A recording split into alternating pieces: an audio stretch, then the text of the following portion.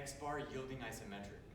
We like to use this as a drill to kind of reintroduce loaded hip flexion, hip extension when we're trying to work back into a deadlift. And if some people are super irritable in their back and in their hips, we can even do this in kind of like an elevated platform with blocks. If you have pull blocks at your gym, or if you have plyo boxes, or if you have the ability to set up some plates on the ground just to elevate the surface. And so a yielding isometric would be me just holding a weight for a period of time, and we can progress that weight to progress the difficulty of the movement, versus an overcoming isometric is essentially me pushing maximal effort against an object that typically is not going to move. So in a yielding isometric position, I'm just going to think about, I'm trying to mimic the pattern of a deadlift. So there's supposed to be some sort of hinge component here.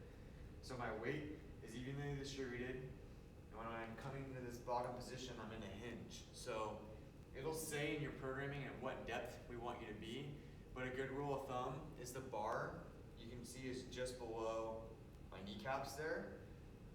What I'm doing is I'm just holding this position. And we typically start with an empty bar, and you're going to go for a prescribed period of time. And that would be an example of one set, just that hold.